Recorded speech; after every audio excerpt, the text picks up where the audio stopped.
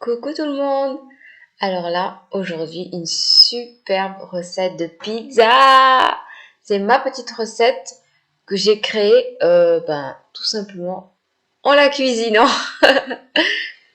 Donc là, j'ai mis un filet d'huile d'olive avec les aubergines que j'ai coupées en rondelles assez finement pour que ça cuise assez rapidement.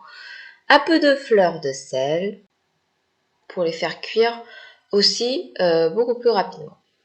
Ensuite, là, j'ai mis ma farine. Donc là, j'ai fait ma petite recette. Je fais vraiment au pif.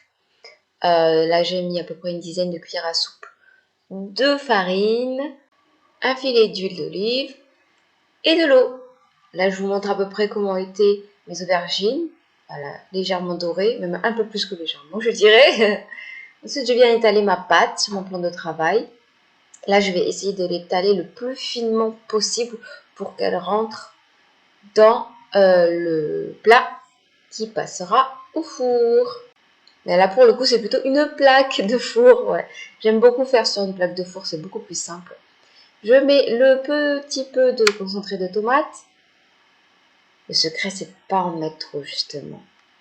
Au départ, j'en mettais beaucoup, mais j'ai trouvé une autre idée qui est très très délicieuse. Je l'étale. Voilà. Avec ma petite cuillère, j'avais la flemme de prendre un plus gros ustensile pour étaler le concentré de tomate. Je rajoute mes aubergines. Ensuite, j'ai coupé en rondelles mon camembert.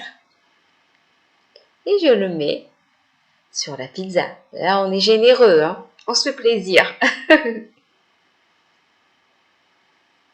L'idée, c'est de couper 4 parts de pizza et que tout le monde ait assez de camembert. Par-dessus, je rajoute les tomates séchées. On peut aussi les découper en petits morceaux, hein, c'est très bon aussi. Là, j'ai voulu vraiment faire rapide et efficace. Donc, les tomates directement sur la tranche de camembert. Et ensuite, on met des olives. Beaucoup d'olives. Si on aime les olives vertes, on en met beaucoup. Beaucoup. Beaucoup, beaucoup. Et qu'est-ce que serait une pizza sans les herbes de Provence?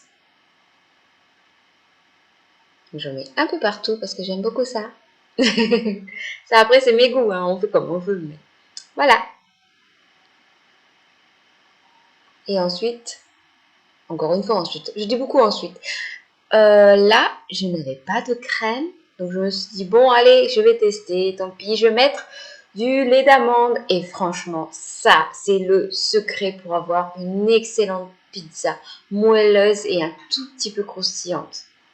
Et le tour est joué. Et là, c'est le secret. Rajouter du lait d'amande. Et c'est tout pour aujourd'hui. Bonne dégustation.